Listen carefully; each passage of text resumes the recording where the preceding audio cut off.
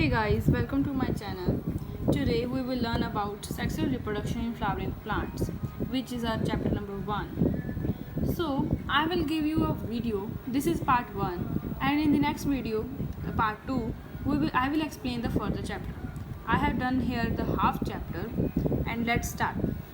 In this video, we will study about events of sexual reproduction and structure of stamen and anther. जो angiosperm होते हैं उनके unique feature होते हैं, जैसे कि फ्रूट्स जिनमें फ्रूट्स प्रेजेंट होते हैं, डबल फर्टिलाइजेशन होती है एंजियोस्पर्म्स में, and flowers are sites of sexual reproduction. और फ्लावर क्या है? सेक्सुअल रिप्रोडक्शन जहाँ पे होती है वहाँ पे वो है फ्लावर्स, है ना, एंजियोस्पर्म में. और फिर स्ट्रक्चर ऑफ फ्लावर, हम स्ट्रक्चर ऑफ फ्लावर पढ़ेंगे. Flowers are modified shoot. Flowers क्या है? मॉडिफाइड शूट्स है एंजियोस्पर्म्स की. और इसका हम स्ट्रक्चर आप देख पा रहे हो ऐसे. ये जो है फ्लावर का ये पेडिसिल के ऊपर जो है वो है थैलेमस. जिस थैलेमस और ये पेटल्स होती है. एक जो पेटल होती है उसे हम, एक जो होती है सिंगल, उसको पेटल कहते हैं. और अगर ग्रुप में हो तो उसे करोला कहते हैं. इसी तरह हमारे जो ये होते हैं सेपल्स जो अगर ग्रुप में हो सेपल्स तो उसे कैलेक्स कहते हैं, और अगर सिंगल हो तो उसे सेपल कहते हैं.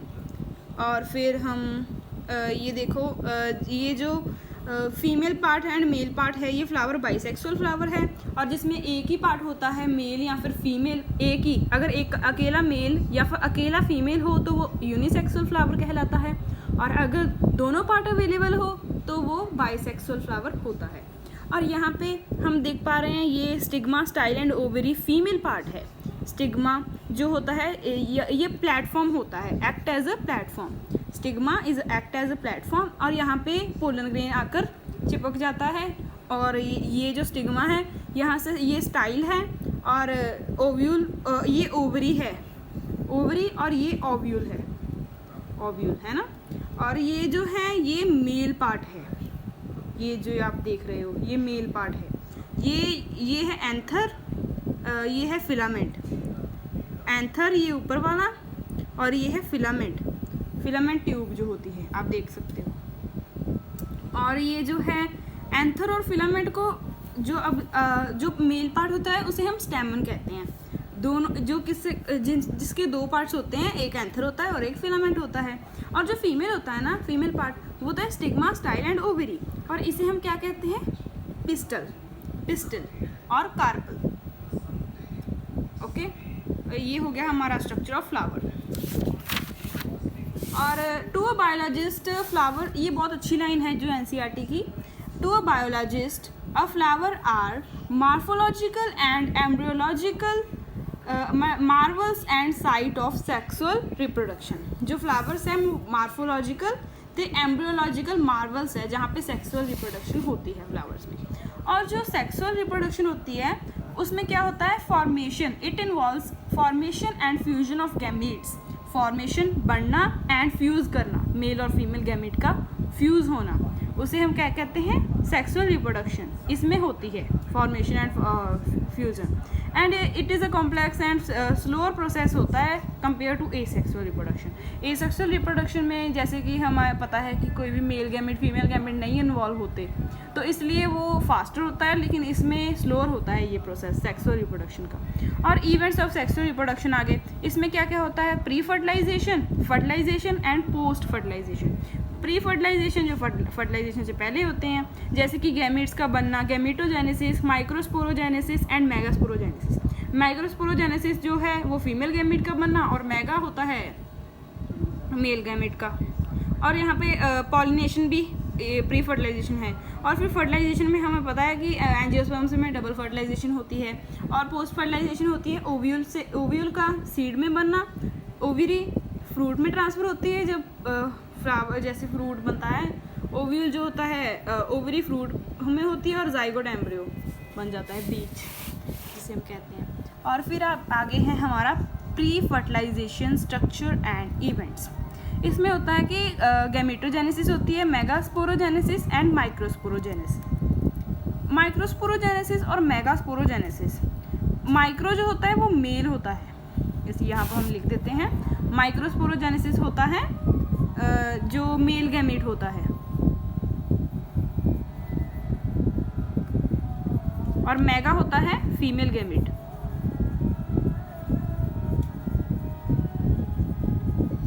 और यहाँ पे गैमीट ट्रांसफ़र होता है पॉलिनेशन जिसे हम कहते हैं प्री फर्टिलाइजेशन में। और फिर मेल रिप्रोडक्टिव वुड आ गया जिसे हम एंड्रोशियम कहते हैं। एंड्रोशियम जो होता है वो कलेक्टिव को कहते हैं। कलेक्टिव मीन्स जो ग्रुप होता है। तो male reproductive organs are called androecium consist of wood of stamen. अगर ग्रुप ऑफ स्टेमन हो तो हम उसे एंड्रोशियम कहते हैं। फिर the number and length of stamens are variable in flowers of different species. जो स्टेमन होता है उसके नंबर और लेंथ तो वेरिएबल होती है डिफरेंट स्पीशीज़ की। अगर सिंगल हो तो स्टेमन, ग्रुप हो तो एंड्रोशियम, जो मैंने आपको बताया। और स्टेमन 2 पार्ट्स होता है, एक फिलामेंट एंड एक एंथर। और नीचे आप देख सकते हो एंथर होता है, उसका जो एंथर की साइड वाला एंड होता है जहाँ पे एंथर है, ये वाला एंड इसे हम डिस्टल एंड कहते हैं। और जो फिलामेंट है, जो नीचे वाला एंड होता है जो फ्लावर के बेस पे होता है, उसे हम प्रॉक्सिमल एंड कहते हैं। याद रखना कि जो इसकी ट्रिक यही है कि ए के बाद ए बी सी डी जल्दी आता है और पी बाद में आता है। तो मीन्स ए एंथर के नीचे डिस्टल एंड होगा, है ना, ये ऐसे याद रख सकते है ना, हो सकता है। तो ये देखो डिस्टल एंड एंथर के पास वाला। तो फिर proximal end is attached to thalamus और पेटल। और ये जो प्रॉक्सिमल एंड है ना, ये थैलेमस के ऊपर होता है, बेस के ऊपर ही होता है एक तरह का। तो फिर उसके बाद A typical androecium anther is bilobed and each lobe having the two theca। जो एक एंड्रोशियम होता है ना, उसका जो एंथर होता है वो बाइलॉब्ड होता है। मीन्स कि उसमें 2 लोब्स होते हैं, ऐसे वाली ये 2 लोब्स होते हैं और एक लोब में 2 थिका होते हैं। मीन्स कि एक टिपिकल एंथर में 4 थिकास हो गए। Theca means compartments, okay.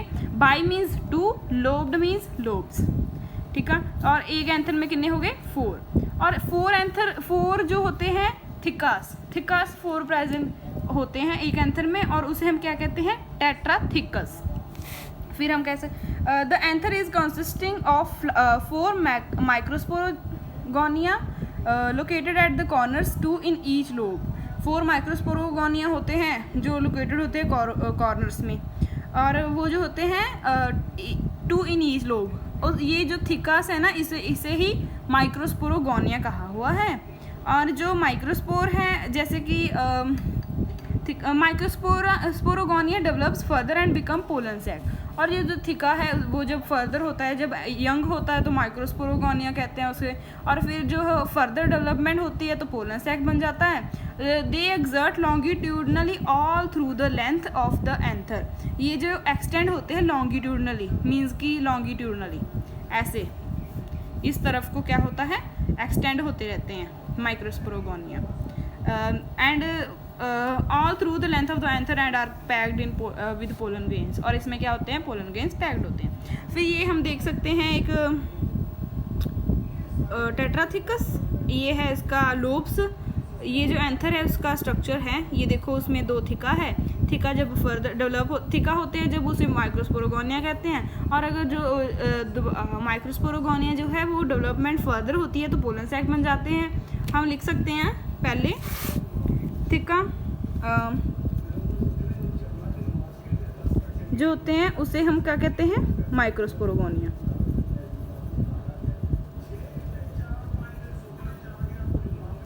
है ना। जब वो डेवलप करता है फर्दर तो हम उसे क्या कहते हैं पोलन सैक, ओके। और ये जो यंग एंथर होता है ना, वो स्पोरोजेनस टिश्यू सेल होते हैं उसमें यंग एंथर में। और जो यंग एंथर होता है स्पोरोजेनस टिश्यू सेल्स होते हैं। जैसे ये देखो थिका है, इसके अंदर स्पोरोजेनस टिश्यू सेल होते हैं, सेल्स ऑफ स्पोरोजेनस टिश्यू। ये जो स्पोरोजेनस टिश्यू सेल है इसमें माइक्रोस्पोरोगोनिया होते हैं, okay. Microsporangium is generally surrounded by 4 different wall layers. जो माइक्रोस्पोरोगोनिया होता है ना, उसके 4 डिफरेंट वॉल लेयर्स होते हैं। जो थिका है उसे हम माइक्रोस्पोरोगोनिया कह रहे हैं। और ये जो है ये स्पोरोजेनस टिश्यू के सेल है जो फर्दर एमएमसी में डेवलप हो गई। एक मिस्टेक हो गई कि जो माइक्रोस्पोरोगोनिया है ना वो थिका है, और ये स्पोरोजेनस टिश्यू जो है ये फर्दर एमएमसी में कन्वर्ट हो गया आगे जाकर, बट अभी ये स्पोरोजेनस टिश्यू है थिका के अंदर, और थिका ही माइक्रोस्पोरोगोनिया है जो बाद में पोलन सैक बनेगा। ओके, और फिर हम कहते हैं माइक्रोस्पोरोगोनियम आर जनरली इसके 4 लेयर्स होती हैं। एपिडर्मिस, आउटर लेयर होती है जो एपिडर्मिस, यहाँ पे देखो ये इजी वाला डायग्राम देखो पहले आप। एपिडर्मिस आउटर लेयर, एंडोडर्मिस उससे नीचे वाली, फिर मिडल लेयर होती है, और फिर टाइपटम होती है। टाइपटम इनर मोस्ट होती है, एपिडर्मिस जो है वो आउटर मोस्ट लेयर होती है। ये जो है ये बुक वाला डायग्राम है एनसीईआरटी का। ओके, ये स्पोरोजियम की वॉल लेयर्स है। और फंक्शंस, अब ये जो 2 लेयर्स हैं, ये एक आप देख सकते हो ये जो पेंसिल से बनी हुई है, एक जो ग्रीन वाली लेयर है, इसके और ये मिडल वाला लेयर, ये 2 ही फंक्शन परफॉर्म करते हैं। एक तो है कि प्रोटेक्शन देते हैं और दूसरा है डेहिसेंस ऑफ एंथर, मीन्स कि ये पोलन रिलीज में हेल्प करती है, ये जो बाहर वाली 3 लेयर है। लेकिन ये जो ब्लू कलर वाली लेयर है ना टाइपटम, ये इसका बहुत ही यूनिक फीचर और फंक्शन होता है जो PYQ में बहुत इंपॉर्टेंट है, ये आ सकता है पेपर में, बहुत इंपॉर्टेंट ये होती है टाइपटम। ये जो होती है ये न्यूट्रिशन प्रोवाइड करती है पोलन ग्रेन को, माइक्रोस्पोर को न्यूट्रिशन प्रोवाइड करती है। Act as a nutritive layer that is provide nutrition to developing pollen grains. Microspores MMC को भी ये न्यूट्रिशन प्रोवाइड करती है। तो टाइपटम का फंक्शन जो होता है ना ये बहुत इंपॉर्टेंट होता है, स्टार मार्क कर लो। Okay, and thank you. आज हम इतना ही पढ़ेंगे। जो कल की जो पार्ट 2 होगा उसमें हम पढ़ेंगे माइक्रोस्पोरोजेनेसिस एंड पोलन ग्रेन्स।